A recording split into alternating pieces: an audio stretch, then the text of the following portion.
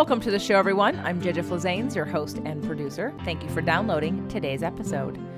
Today, we're going to talk about breath work for healing and stress relief.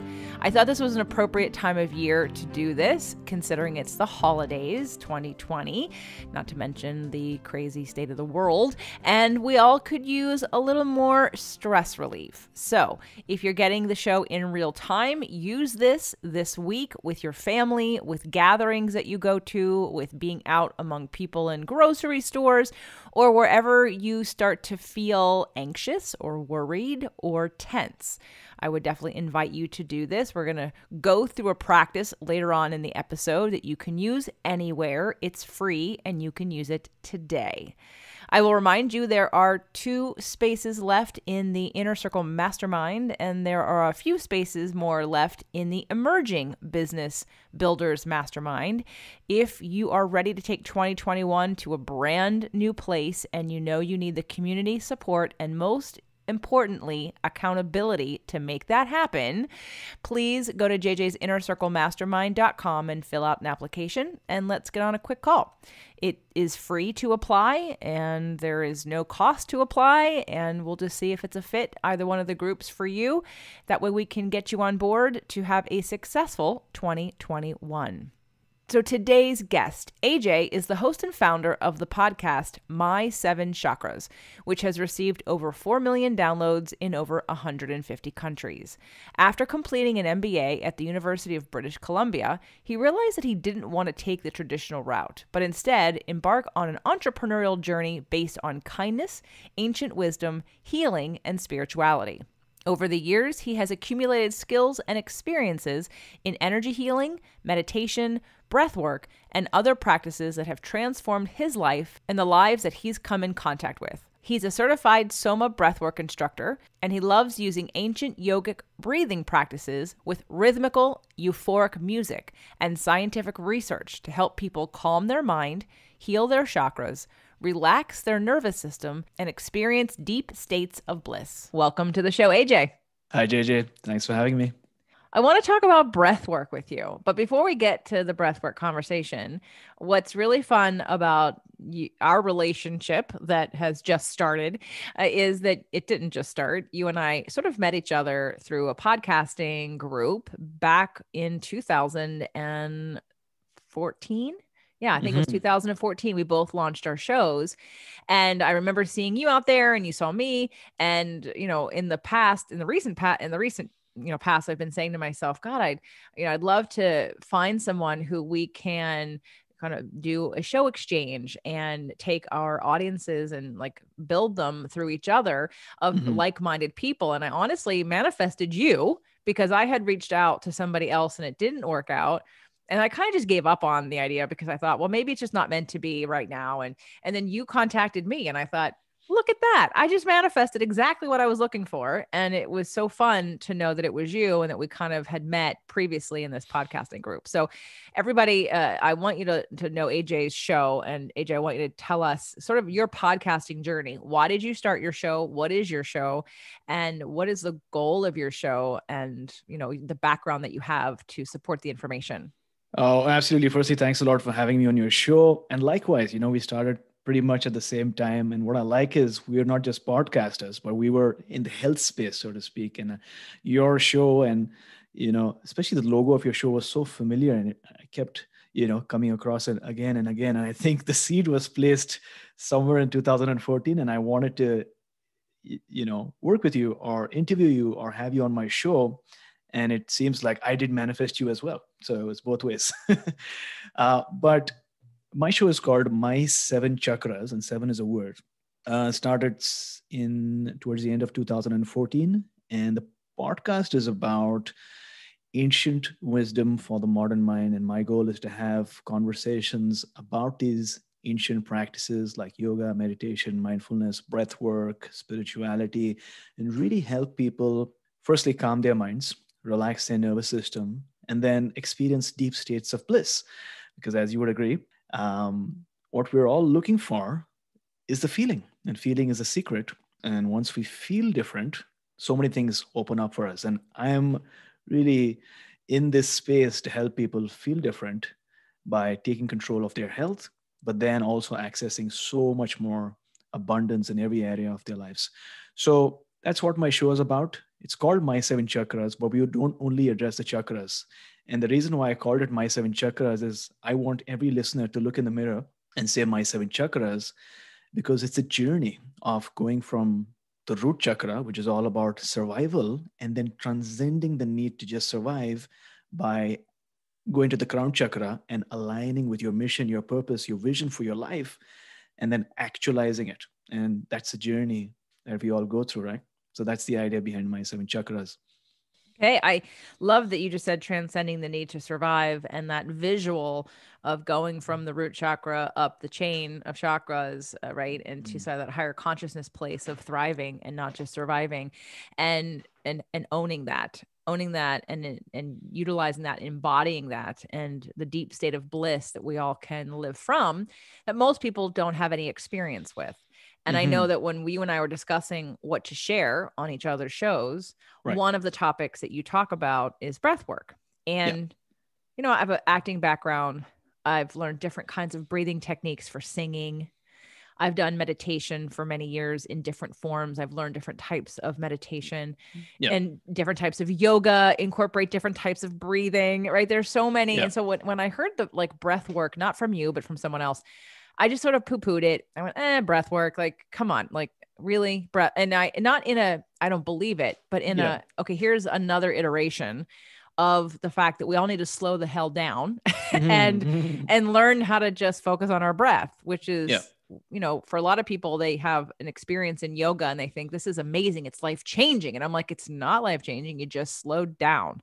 And it, Mm. the exercise of yoga, so to speak, someone who loses weight because they go to yoga, yet what they don't realize is it's not the exercise of yoga, it's the parasympathetic nervous system, state that allows our body Mm. to heal Yeah. and release, serotonin, and to reduce inflammation, and to recharge their adrenals. And so all of a sudden we've associated slowing down in a yoga class and concentrating on my breathing with Mm-hmm. this amazing trick or tool to get somewhere different. And so I think that the breath work you're talking about, I want you to explain how, when you started it yourself, when you learned about it, how Mm-hmm. you use it, and then how we can use it. Yeah. I mean, obviously, when you think about yoga, what a lot of people think about is moving and flowing with the body, right? Which is the asana part of it, which is the most popular version. I had an epiphany when I really went into the path of yoga that is prescribed by the ancient seers and the elders. And they did a lot of research, in their mind, and understanding how can an individual really go to a point of self-realization, which is the understanding that we're not these individual beings, but we're connected in some way to the universe. We are one. We're not separate. So if that is a goal of transcendence, how do you get there, right? And so they gave 8 steps. The first 2 steps is all about understanding the do's and don'ts about life, the rules about life, right? And the foundations. The third step was yoga asana, which is understanding how to use your body, how to move your body, and all these different poses that we do in the yoga studio. The next step after that is called pranayama, which is mastering your breath, understanding how you can use your breath to have certain outcomes, whether that is reducing stress, alleviating anxiety, having these beautiful spiritual awakening experiences, and all of that can be achieved through the breath. Now, a lot of people, when they get onto this path to reduce stress, they jump straight to meditation, which is trying to control the mind. But as you might admit, controlling the mind is very difficult, especially for beginners, because guess what? We have 50 to 60,000 thoughts that we have on a daily basis. And it's like, going straight to grade 7 before going to grade 2 and grade 3. Because in this path of yoga, meditation comes at level 6 or level 7, because that's when you've mastered your body, you've mastered your breath, you've mastered your senses, and then you're able to master your thoughts. And so for me, it is going step by step and saying, hey, if meditation comes to you, that's great. And a lot of people can meditate immediately, but some people find it hard to just sit in silence and contemplate. And for them, it's good to start mastering their breath, Because the beauty is that when you master your breath, you can control your thoughts, you can control your emotions, and so many different physiological effects that take place inside the body just when you're breathing correctly. So this was a study that you had been doing for yourself to start, right? That is correct. And then you brought it to the show because of the results and experiences that you were having, or were you teaching other people first? How did the idea to share this on a bigger level come to you?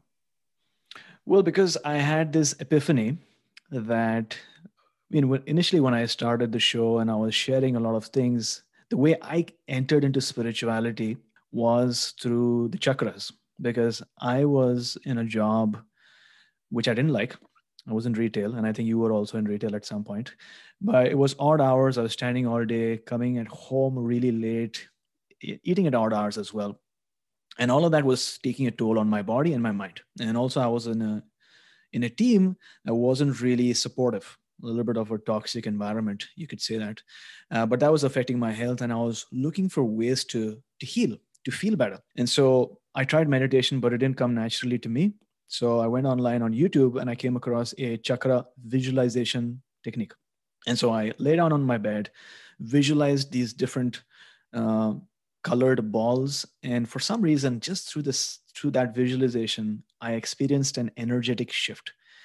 And that was sort of an epiphany for me that there's so much more out there when it comes to energy. And that sort of made me start my podcast, because I wanted to reach out to people who've spent decades talking in terms of chakras and energy medicine and things like that. But then somewhere down the line, as I went deeper into yoga, I realized that when I was sharing these things, some people were able to, get that sensitivity, that subtle energy sensitivity. They were able to see colors. They were able to feel that energy between their hands. And that was happening naturally. Whereas some people were finding it even harder. And the epiphany for me was, hey, you know what? You don't have to start from there. Let's start, way before. Let's start with learning how to breathe, because that's sort of like a gateway experience towards spirituality, if that makes sense. And then what happened for me was I realized, because life has a way of coming back whole circle, right? I realized through my conversations with my own mom that from month 3 after I was born, I had wheezing. I had all kinds of respiratory issues. And because it was so traumatic, I ended up forgetting a large part of those childhood memories. Because as far as I recall, I used to have these panic attacks, and that could be triggered because of pollen, because of some pollution, or just because of some emotion. But then I would be in a state of breathlessness, and I would make these weird wheezing sounds. And the doctors would give me prescriptions and drugs and those inhalers that I was so used to. Um, and that was really hard for me, because even my mind wanted to forget it, which because of which I don't remember a large portion of those memories. And I still remember there was this one doctor who sort of sat me down and said, breathe deeply, slowly, and consciously. And that was one of the seeds that sort of allowed me to come out of wheezing. And thank God I don't have wheezing these days. And I'm fortunate that these days I get to share and teach people how to breathe correctly, because just that small correction can make a person feel much more at ease. So I hope that makes sense. It does. It leads me to a couple questions about that situation. So, in Chinese medicine, the lungs represent where we hold grief. Mm. And I'm wondering if you had an experience early on that had grief in your body. Right. That's so interesting. And as I have this conversation with my mom, and part of it is I'm going to bring my mom on my show as a guest, and really talking about the first 4 or 5 years of my life. But one of the things I discovered is, as children, the way we relate to grief is different compared to adults, right? So my mom told me when I was born, my dad wasn't by my side. My dad was abroad because he was getting his sister married. He was in the US and I was in India. I don't know, that might have played a role, right? Because if you're born in an ideal situation, you would want your mom and your dad, right? Both the yin and the yang. And in my case, maybe my dad wasn't there. And those days, there was no social media, right? So I couldn't even see a live stream of him from abroad. So maybe that was a sense of emptiness that was having, that might have gotten stuck in my lungs, because when you are born, the first thing you do is, you breathe, and all the oxygen gets into your blood, and that's how the oxygen level in your blood increases compared to when you're in the fetus.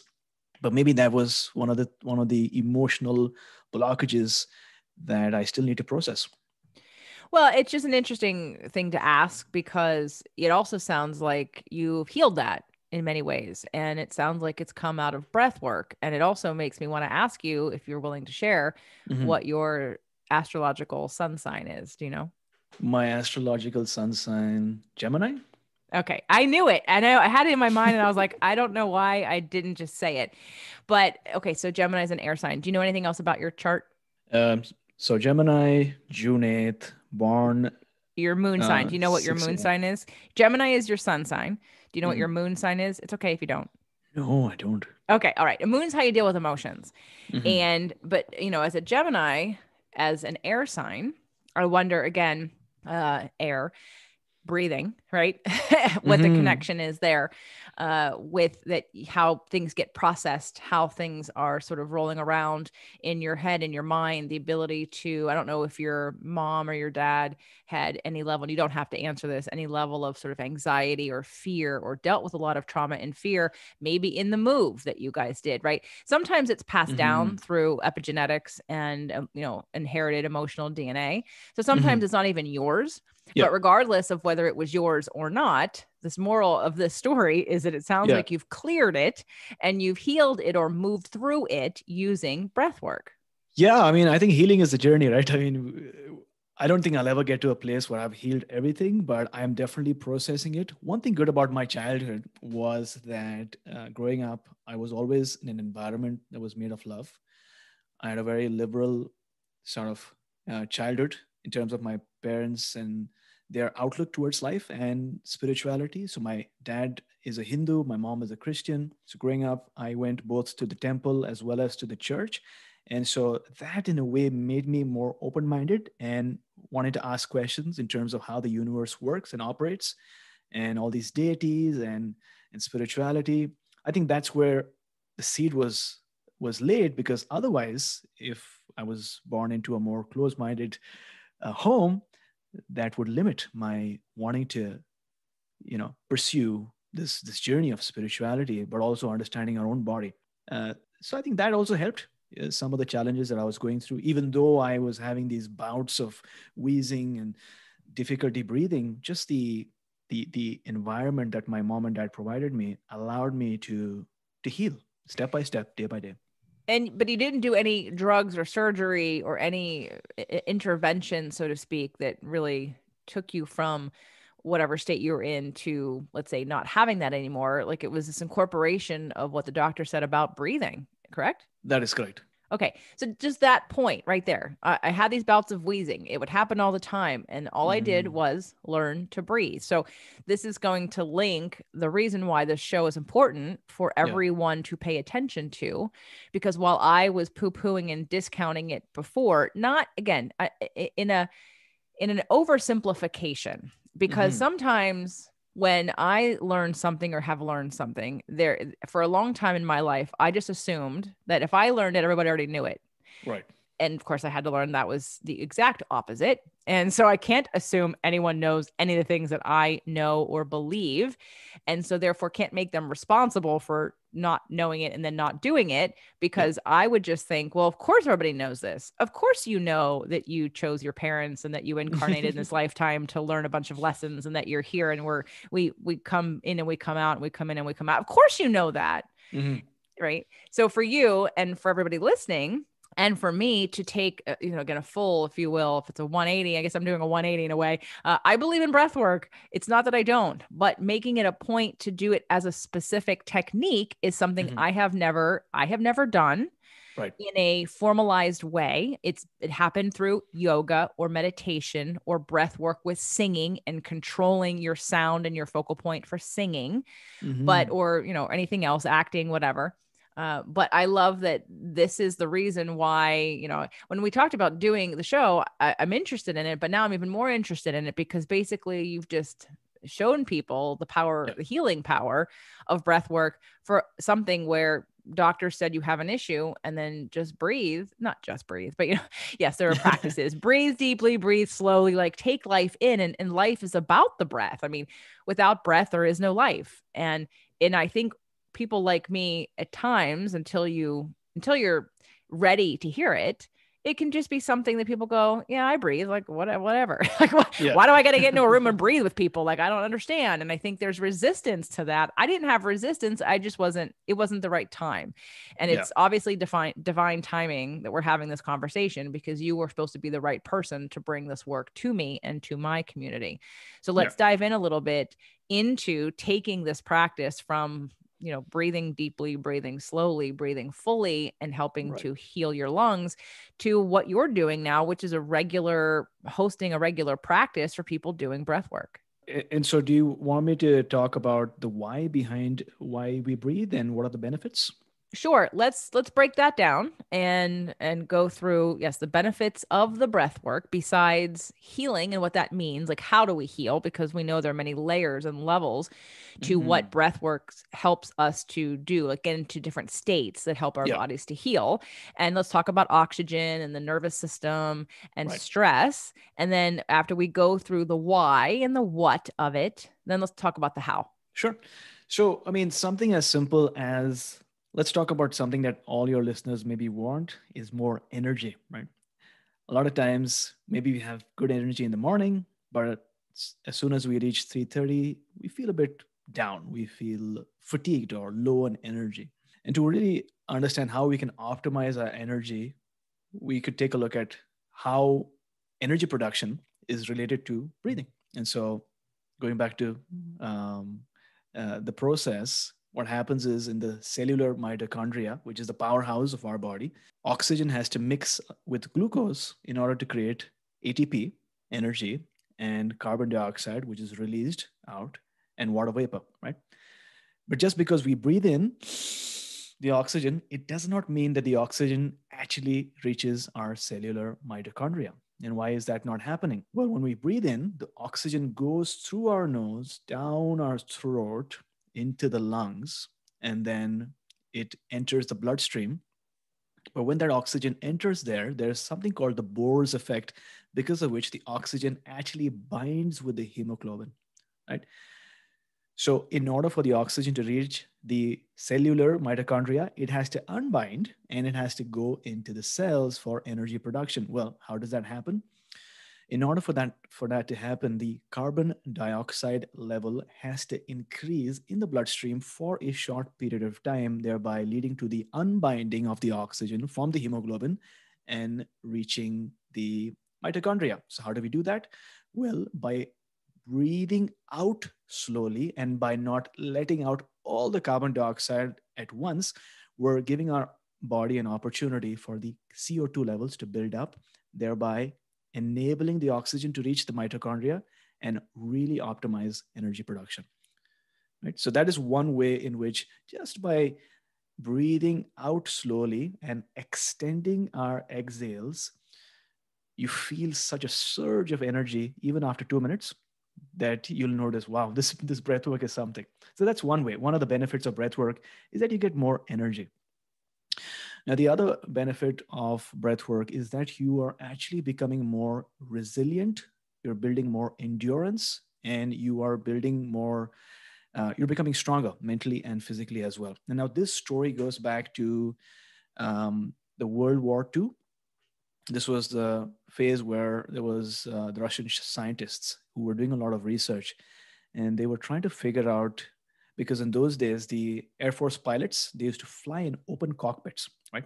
And they used to go to levels of 17,000 to 21,000 feet, high up in the altitude where there was less oxygen. And they were wondering, how do we get these fighter pilots to acclimatize to those low levels of oxygen? And so they tried a couple of things. They would send them up for camps high up in the mountains. They would design these hypobaric chambers where they would get these pilots used to low levels of oxygen. And they also developed these special gaseous mixtures with lower levels of oxygen to slowly but surely get them used to low levels of oxygen, right?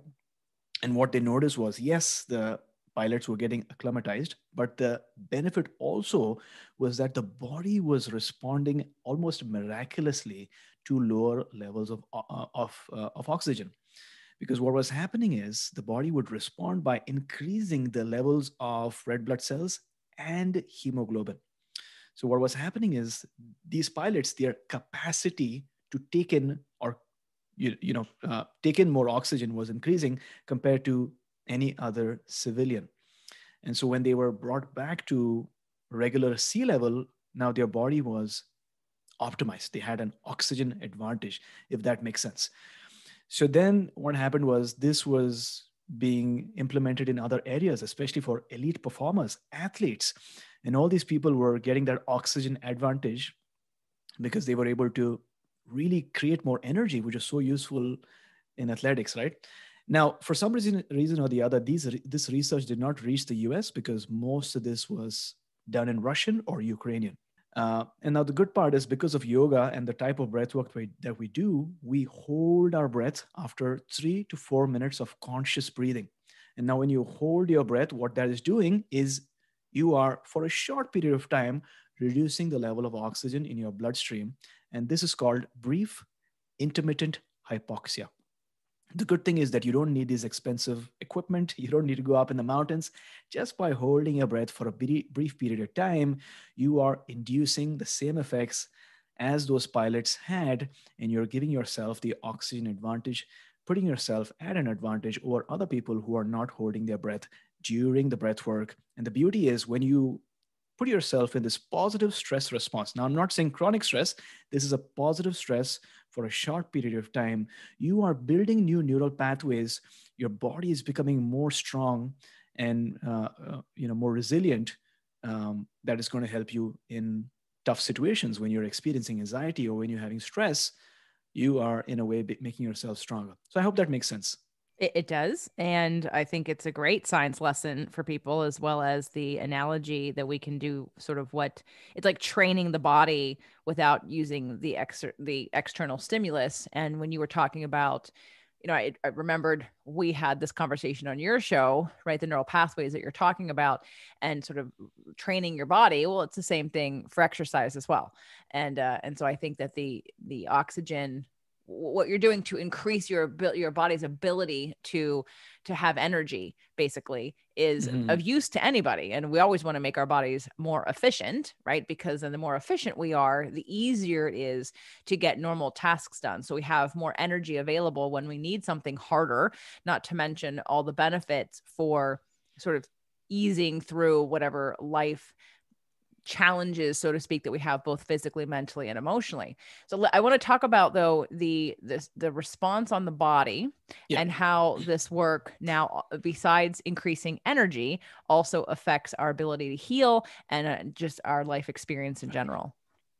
Well, there's numerous things that are happening firstly, right? When you're holding your breath or even when you're breathing consciously. And a lot of it there's still research is going on in terms of what exactly is happening inside the body. But one thing that a lot of focus is on right now is stem cell research. So stem cells, as your listeners might know, are unique cells because they're able to divide and replicate to transform into any other type of cell, whether it's hair cells, organ cells, bone cells, you name it. And many doctors they're doing research to take out the stem cells from the umbilical cord when the baby is born so that those stem cells can be used later on in life for that individual when that person needs healing. The good part is that, the stem cells, just to add some more context into the stem cells are highest when the baby is in the mother's womb at the fetus stage. That's when the stem cell level is the highest.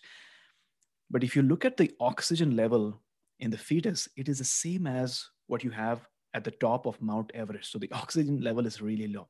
When you are born, the oxygen level automatically goes up, which is why the stem cells, which don't like high oxygen levels, they go and hide in what is called the niches of your body, or the niches, which is the bone marrow. And in fact, they are surrounded by a layer of red blood cells because they don't want oxygen. And the thing is, when you are systematically breathing consciously, deeply in that way for about 4 to 5 minutes. And then you hold your breath, inducing brief intermittent hypoxia. And in fact, a specific yogic condition called Nishesh Rechak Kumbhaka, which is when you hold your breath, but you hold your breath on the exhale. So you breathe in, breathe out fully, and then you hold your breath. You are allowing for the stem cells to come out of those niches because your oxygen level is lower and go to wherever the healing or the repair is needed. And so this is not just me telling you this, but science is also validating that this is happening. You're allowing for the proliferation of stem cells. And so it's not just healing, but if you do it on an ongoing basis, maybe daily or even every other day, you are creating conditions for longevity. In other words, you will live longer. We talked about on your show how we in my inner circle membership use the 5-day fasting mimicking diet. And the point of that is also Yeah, to generate new stem cell production. I didn't know you could do it through breath. So you better believe I'm exactly. going to be starting to do that now. It gives me another reason to do this. Okay. So now we've moved on to how we can increase longevity and health and healing through stem cell production through breath work. Mhm. And what about stress response? Yeah, I mean, we've spoken about that on your show as well. But um, back in the days when we were living in the grasslands or in the caves, when there was a tiger or a lion that appeared in front of us, our body or our nervous system would automatically go into fight or flight, because guess what? You can't think about logic at that point. You need to run away to protect yourself from that tiger or that predator. So that's when one part of this nervous system, which is the sympathetic nervous system, would get activated. But then your body would really depend also on that system getting switched off and the parasympathetic nervous system getting switched on, which was responsible for critical functions such as resting and digesting and cellular healing. But because of the environment or because of the age that we live in, because of the availability of social media and emails, we find ourselves in a chronic state of stress because we're always thinking about that to-do list or that email from that boss, or even online cyberbullying that's happening a lot. And for us influencers, if we have an opinion, you always have, like, people that are either against you or against your against your opinion, and that again keeps us in a state of fight or flight. So breath work, especially the technique that I mentioned earlier, where you're breathing in, but you're really extending your exhales, that um, activates the vagus nerve. And now the vagus nerve is the largest nerve in our body, starts from the brainstem, goes down your throat, down your chest, down all the way to your stomach. And that nerve gets stimulated. When that nerve gets stimulated, because it's connected to so many other organs in your body, it sends a harmonizing signal to relax, and it activates the parasympathetic nervous system. So, just by doing this technique, extended exhalations for about 3 to 5 minutes, you are automatically feeling that relaxation. And in fact, I do these sessions on a weekly basis, which is called the Yin breath work. We do it at 6:37 in the evening, and you won't believe it. People who haven't been able to sleep for years together, they do this technique, and they're telling me that they've never slept better in their lives. They're sleeping like logs, which in this case is a good thing, but it works. And so, on top of that, when you hum on the way out, any tone, when you're humming a note or something like that, along with the extended exhales, you're further amplifying the effect of switching on that rest and digest system. And stress is, I think, the biggest factor for illness and disease and these chronic conditions, right? So if you're able to switch off stress, switch on your rest and digest, that's actually good news for everyone who is listening to this podcast. One of the things I didn't get to mention on your show when you interviewed me, we talked about digestion.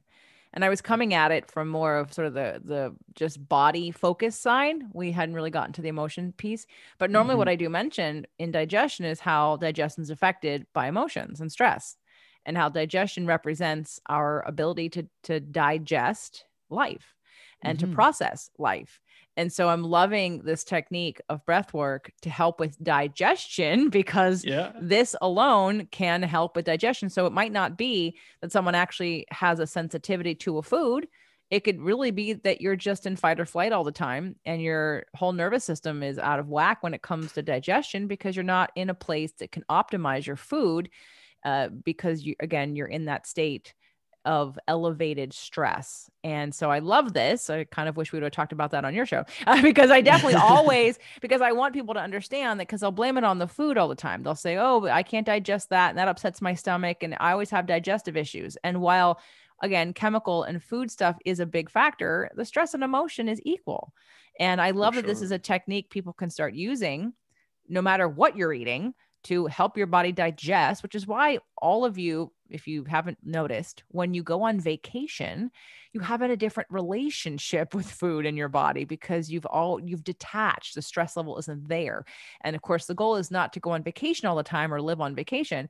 The goal is to understand how to manage and let your body heal itself into and get into that state where you can digest and rest and replenish. So, all right, let's talk about how to use it. I know we've talked very simply about the inhale and the exhale, Yeah. nose, mouth, extended exhale, sound on the exhale, tone. But let's Yeah. talk about a practice. Sure.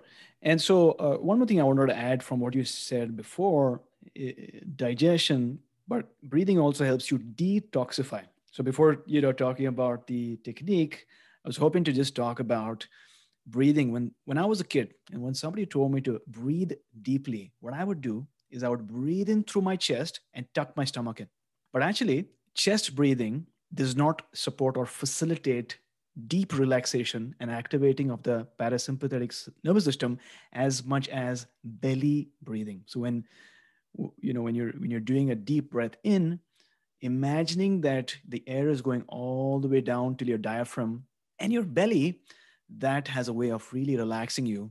Because when you're doing these long diaphragmatic breaths, what you're also doing is you are flushing the thoracic lymph duct, which is the largest lymph duct, and that has the effect of draining all that lymph that is collected and pushing it into the bloodstream, thereby further allowing you to cleanse and detoxify your body. And then that leads to you feeling better again. So, it's all connected, not just extending your exhales, but also breathing in all the way down till your belly. And I could talk about why nose breathing as well. And then we can do a demo too. Sure. Before you get on to why nose breathing, and I want to touch on what you just said about the diaphragm and about the chest breathing, because most people do think that the chest up and down Yeah. is their breathing. But if most of you notice when you go to sleep at night and you wake up in the morning, your chest isn't moving when you're breathing. When you're allowing yourself to just naturally breathe without thinking about it, it is your Mm, belly and your diaphragm. Your diaphragm expands out, not up. And when you mhm. pull up, you actually constrict it. You don't allow it. You can't take in as much air when the chest is being pulled up versus you're letting your rib cage expand out. For in singing, how to you work a lot on breathing, and maybe that's why Yeah. again initially I had this sort of response to breath work because I've done so much of it just for singing purposes of learning how to breathe properly, where to take the breath from, muscularly allowing not only your belly to relax but also your rib cage to expand without your chest pulling up. Oh, yeah. And again, this goes back to I've done that in different ways in that way that I just didn't see and understand how. I can see it when I work with people individually or when I'm with people in person.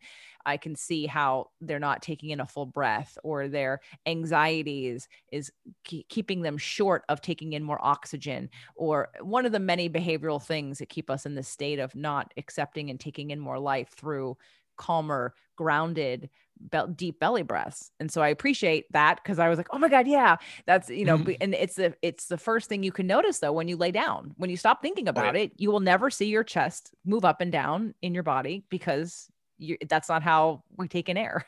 So Yeah. we can move into the why nose breathing. Yeah. So nasal breathing is such a huge topic these days, and there's a lot of research being done into why breathing from your nose. But based on what I've come across so far, we've been evolved to use our nose for respiration and our mouth for eating food for the most part. But one of the I guess, challenges that a lot of people are facing these days is that we are finding many people breathing in and out from the mouth.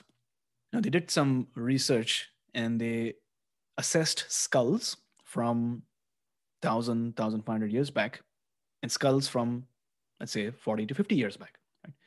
And what they're noticing is because of this pandemic of breathing from the mouth, this is affecting the jaws, it's affecting the teeth, and dentists would tell you this. And because of mouth breathing, it's affecting so many different um, aspects of our health as well. The reason why nose breathing is good is because when you're breathing in through the nose, multiple things are happening. One is because of the nose hairs, you are filtering out any debris, any pathogens, any bacteria that might be there. So that's sort of like a one line of defense. When you're breathing in, just because of the nature and the unique shape and the passage through your nose, you have the effect of warming up the air so that when the air reaches your alveoli and your lungs, it does not get irritated. So it's going smoothly down into your bloodstream. The third thing, which a lot of people don't know, is when you're breathing in through your nose, you're creating what is called nasal nitric oxide. Now, the nasal nitric oxide is by nature, um, it has the effect of protecting you or sterilizing the air that's coming in. So it's another line of defense, right? But none of that happens when you're breathing in through the mouth. Another benefit of breathing in from the nose is that this nasal nitric oxide, it reduces the blood pressure in your lungs, thereby further supporting the transfusion of the oxygen into the bloodstream with ease. And as we've discussed earlier, the more the oxygen not only enters your bloodstream but reaches that mitochondria, the more effective you are at creating energy. For men, nitric oxide boosts sexual health, so that helps as well.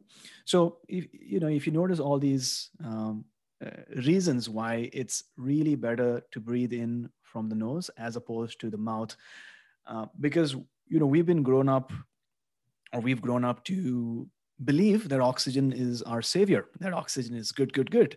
But the truth is, oxygen is good, it plays a role, but so does carbon dioxide.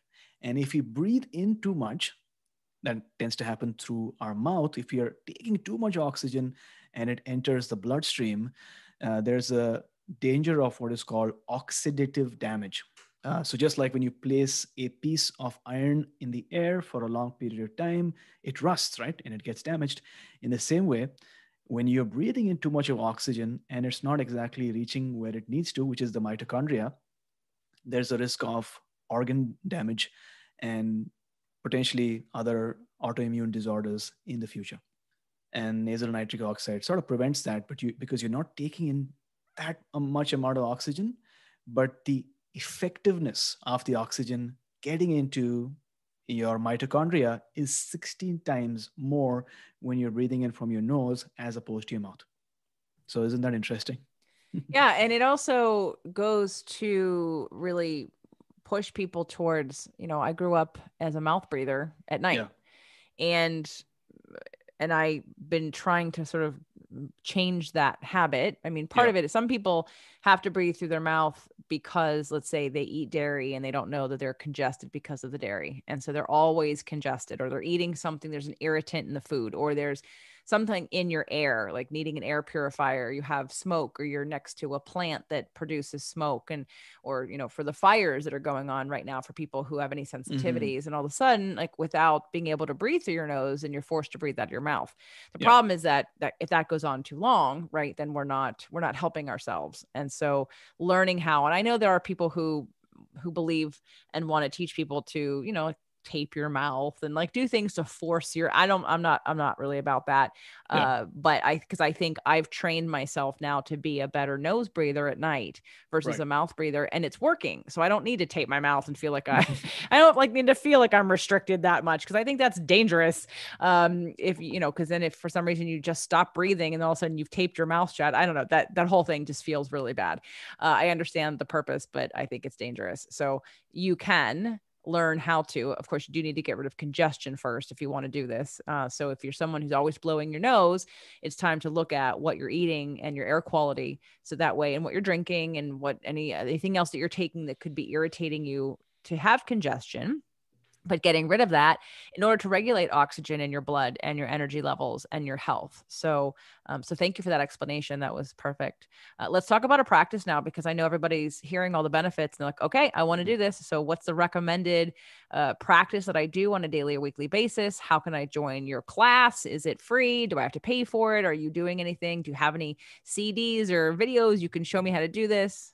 Yeah. So in terms of a practice to switch off, that chronic stress response and switch on the rest and digest, nervous system, what I would recommend is trying out the 4x8 technique. And if somebody is driving right now or is in a place where they can't meditate, then I would suggest that they, come back to where it's safe and where they can breathe without any disturbance before trying out this technique, because this is, it's pretty powerful. But the idea behind this is firstly to ensure that when you're breathing in through the nose, breathing out through the mouth, right? So into the nose, out to the mouth.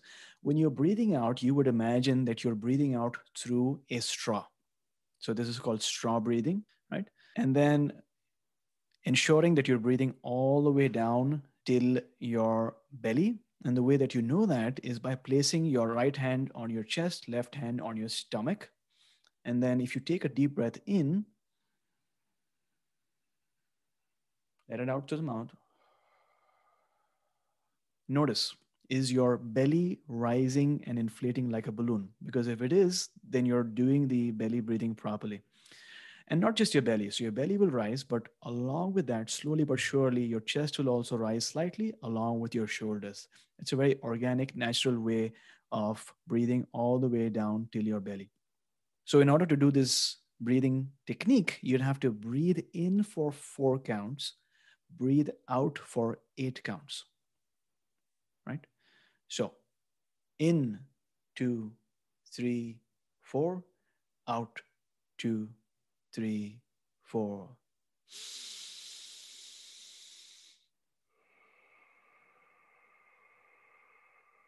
In through the nose, 2, 3, 4, out, 2, 3, 4, 5, 6, 7, 8. Remember, we're extending our exhales. In, 2, 3, 4, out, 2, 3, 4, 5, 6, 7, 8. In,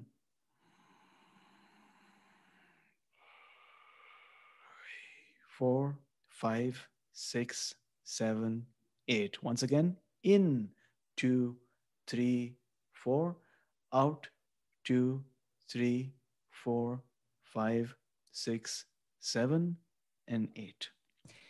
When I teach certain techniques in Yeah. my classes, I have always found for me, and there's different versions of what you just did that Yeah. I've heard, like there's like the 30-second breath, the 15 seconds in and the like you work your way up to 30 Mhm. in and 30 out. Yeah. Or maybe it might have even been another variation of holding, maybe 10 in, 10 hold, 10 out.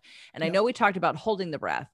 Is there Mhm. another form too? Because my instinct at that rate of breathing is Yeah. also to hold it. So in Mhm. for 4, hold for 4, out for 8 is what I kind of wanted to naturally Yeah. do, because I find that every time I lead people through any kind of guided experience, when we hold, even just doing it one time already brings our nervous system down. And Correct. it's a distinct difference in your heartbeat, in your blood pressure, in your Mhm. right, the cadence of your breathing. Like you can already feel your body slowing down just by holding it. So would you do a 4-4-8, or like how would you guide anyone to do any kind of holding if that's something they want to try too? Right, right, right. And so that can definitely be done. So what I do is we do a 4x8, and you can do it for 4 to 5 minutes, right? So you're doing in for 4, out for 8, or you can even do a 4x4, in, 2, 3, 4, out, 2, 3, 4, and in. So you do that for 4 minutes, and really you're taking in the oxygen, allowing it to reach, your bloodstream, and nourishing yourself in that sense. And then what you do is take a full breath in, let it all out, let out all the air, and then you hold. And then what you're doing is you're trying to extend your exhalations while you have, released all the air out. So you can go for 15 seconds, 20 seconds, 30 seconds, whatever you're comfortable in. This sort of builds up over time, right? So then after that, and in between, if you feel like you need to breathe, you can take a sip in, breathe out and hold, right? So you're basically trying to extend your exhalations. And then what you could do is you can do the other version of holding your breath, which is taking in that all that air, taking it in and holding again. So again, you can go for about 30 seconds. And then once that's done, you release out all the air, if that makes sense. You're doing two types of holding your breath. One is holding the breath with all the air out, then holding the air with all the air in, and then releasing it. That's when you really feel that jolt of that surge of inspiration, energy, whatever you call it. Something happens inside our system, but then you're really relaxing. Right? So we're going through these phases of deep breathing for about 4 to 5 minutes. Then we're doing the breath holds, and then we can do multiple rounds. We can do 2 rounds or even 3 rounds, depending on what you're comfortable with. And 4 minutes, is there a scientific reason for 4 minutes, or can we extend it to 5 minutes, or can we do as little as 2 or 3 minutes? That's a great question. And I think what you're trying to do when you're doing this breath is you're really infusing yourself, taking in as much oxygen as possible. And then when you hold your breath, you are ensuring that that oxygen that has reached your bloodstream, all of that beautiful oxygen is going into your mitochondria. And I feel that 3 to 4 minutes or 3 to 5 minutes is sort of the optimum amount of time for you taking in oxygen. Obviously, you can experiment. There's no rule in this. You can go to 7 minutes, 8 minutes of conscious breathing and then do a breath hold, or you can do for 2 minutes as well. That's what I found. I do a practice several days a week with my partner, Doug. And one of the things we do is meditation for 5 minutes. Right. And I've mostly been doing Ho'oponopono. And and today I think I did a visualization, or I was sort of trying to focus on a sound. Yeah. But I think what I'd like to do is this breath practice, and it's 5 minutes. I didn't know if there was some scientific reason that it had to be 4, because, for some things in our body, there's a certain amount of time where things shift. And I didn't know if that had any other reason. 4 is good. It makes you remember 4, 4, and 4, 4 and 8. But so that's cool. So I think I'm gonna definitely try for 5. But those of you that, and I would also recommend those of you who are in my community, I think you can handle 5. Anyone who's done my 30-day manifestation challenge, you've done something similar in my chakra clearing. And if you've taken my strength and intuition course, you've done something similar with the holding. So I'm going to strongly recommend that you do 5 minutes. I know it might seem like a long time when you're doing it, but I think it feels like it's going to produce such great results that it's going to be like the best 5 minutes you spend all day long. Absolutely. And I wanted to add, sometimes when people do breath work, they try to jerk their breathing. They try to force it, right? So, my advice or suggestion is never to force your breathing. Make it natural, because the experience has to be enjoyable. If you force and jerk your breathing in the first, session, you're probably not going to do it the second or third time, because you're always remembering that you didn't enjoy the experience. So the experience has to be enjoyed, and take it slowly, especially if you're a beginner, you're new to breathwork. Really ensure that you're enjoying it. Don't push too much beyond your comfort zone when you're holding your breath, because like I said, if you don't enjoy it, if you're not having that good feeling, then you won't do it. And JJ, when people do these sessions, and especially if they do multiple sessions, after a while, they're noticing sensations, they're seeing colors, geometric patterns, connecting with beings. That's how I put it. But they're accessing something that is beyond our physical self, if that makes sense. They're accessing information and wisdom from beyond the veil and connecting with their intuition, their higher selves, which is beautiful, because a lot of these people never imagined that they would have these sensations, that they would see these colors. But it happens, because I think the breathwork practice with our intention does something for us. No, I can see that. And I would encourage people, especially anyone, what's been coming to me as I'm listening to you, is this is probably one of the best ways that someone can start to reprogram themselves who have anxiety or anxiety attacks, or feel, again, that sort of nervous worry energy. I feel like this is such a great practice that it's free. You don't need therapy. You don't got to pay for it. Like, I don't know what could be better.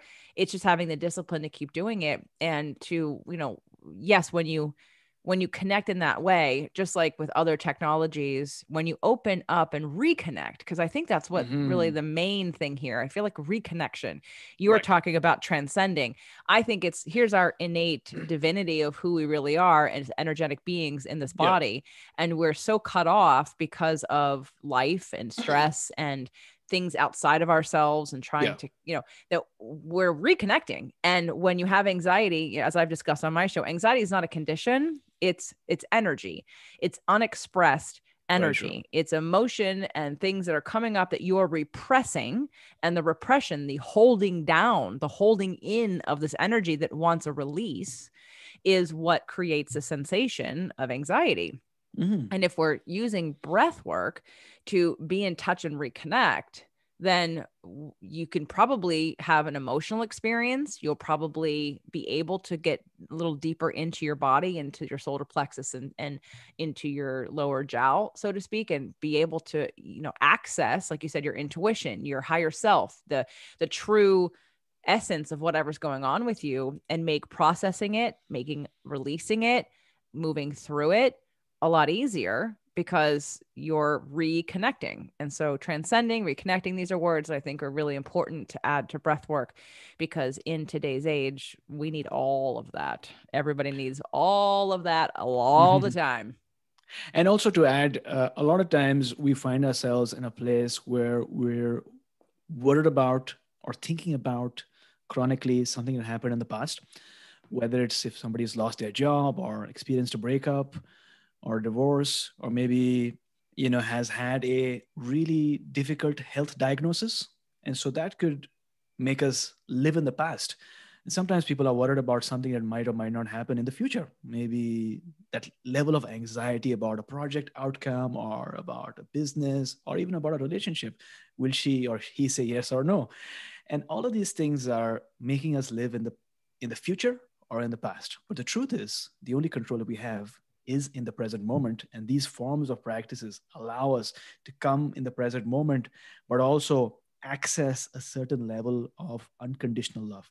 And I think that's what it is being able to come to the present moment, having this felt understanding that you are not separate, you are part of this world, and people are you. When you look at somebody, they are an expression of you, and being able to radiate unconditional love in all directions.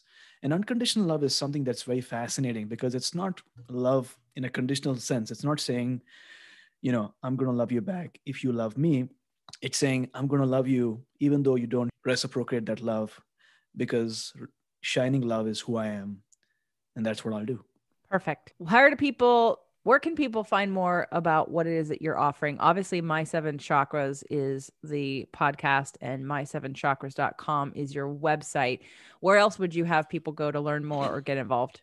Yeah. So, firstly, if somebody wants to check out the podcast, just go to your favorite podcast app, search for My Seven is a word, My Seven Chakras, and you can listen to any of the episodes. Other than that, if you want to partake in our next breathwork session, which we do on Sunday mornings as well as Wednesday evenings. So, right after this episode, I'm going to, do a yin breathwork session for folks. But you can either join our Facebook group, which is my7chakras.com/tribe, my7chakras.com/tribe. Join in the discussion and let's connect. Or you can grab your breathwork pass by going to my7chakras.com/breathwork pass. As simple as that, my7chakras.com/breathwork pass. And you can partake and we can connect live on Zoom, and you'll see what it is like.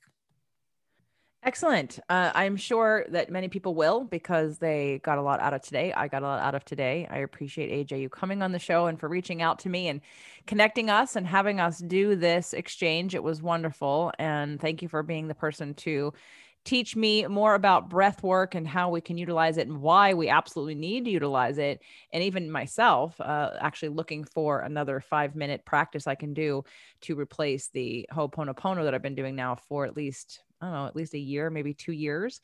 I love it, but I was like, I need something new. What else can I be doing in this 5 minutes in terms of a mantra meditation or something? And I love this. So I'm excited to try it out right away and to commit to doing it myself. Would love to hear feedback from all of you.